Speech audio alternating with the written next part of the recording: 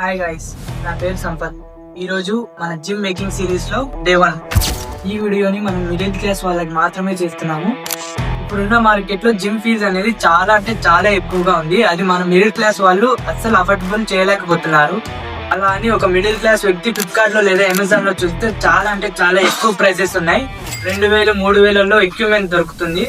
మనం అంత బడ్జెట్ పెట్టలేం కాబట్టి హోమ్ లోనే ఎలా డంబుల్స్ జిమ్ లో ఉన్న ఆల్మోస్ట్ ప్రతి ఒక్క ఎక్విప్మెంట్ అయితే తయారు చేయడానికి ట్రై చేద్దాం. అందుకే ఈ సిరీస్ ని స్టార్ట్ చేస్తున్నాను, జిమ్ మేకింగ్ సిరీస్.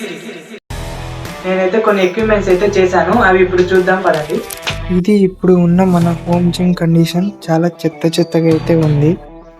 ఇంకా 29 డేస్లో మన జిమ్ అనేది రెడీ అయిపోతుంది. ఇక్కడైతే అన్ని బీర్ బాటిల్స్ ఏవేవో ఉన్నాయి, అదల్లా మనం తీసేద్దాం. ఇది పుల్లప్ రాడ్ మొన్ననే సెట్ చేశాను. ఇది వెయిట్ బార్ 15 kgs ఉంటుంది అనుకుంటున్నా. ఇక్కడైతే కొన్ని వాటర్ పైప్స్ ఉన్నాయి, ఇసుక మూటలన్నీ దానిపైన అయితే వేసేసాను పాలకూడదని. ఇంకా ఇదైతే మన బార్బుల్ రాడ్, ఇది 5 kgs, అది 5 kgs, అవి రెండు 5 kgs, ఇది 15 kgs, అది ఒక 15 kgs, ఇదైతే 10 kgs.